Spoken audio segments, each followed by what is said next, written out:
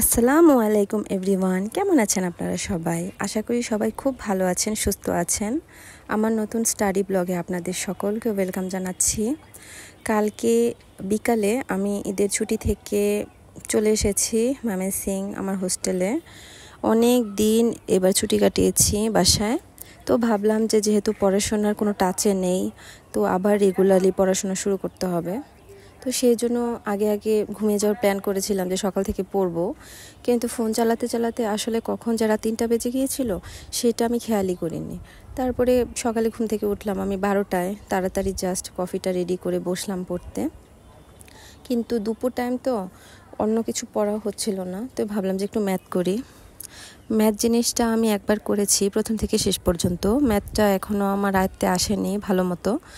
তো এবার ভাবলাম যে আমি একটা 30 দিনের চ্যালেঞ্জ নেই, 30 দিনে আমি ম্যাথটা ভালো মতো শেষ করব। বিশেষ পরীক্ষারও তো আর বেশি দিন নেই। তারপরে আমি লাইভ এমসিকিউর একটা রুটিন অনুযায়ী টপিকগুলো লিখে ফেলেছিলাম, কোনটার পরে কোনটা করব।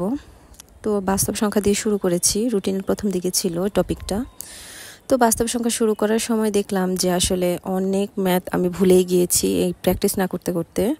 এই জন্য পরীক্ষার হলে আমি ম্যাথ করতে গিয়ে মিলাতে পারি না, মনে হয় যে এই জিনিসটা তো আমি পারি, কিন্তু যখন শুরু করি তখন দেখা যায় শেষ পর্যন্ত আমার আর মিলে না, তখন এত কষ্ট হয়। এই জন্য ভাবলাম যে ম্যাথটাই ভালো মতো শেষ করব আগে।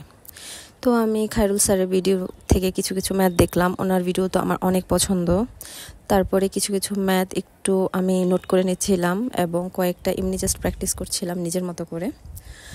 তো এই তো ম্যাথ আমি বাস্তব সংখ্যাটা পুরোটা শেষ করেছি প্রথম থেকে শেষ পর্যন্ত।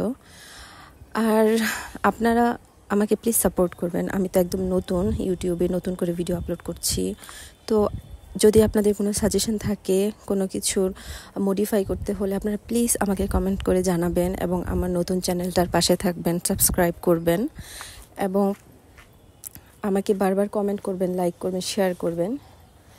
আর এই তো তো তখন ম্যাথ করতে করতে সে দেখি যে প্রায় 4টার কাছাকাছি, তো প্রচুর ক্ষুধা লেগে গিয়েছিল।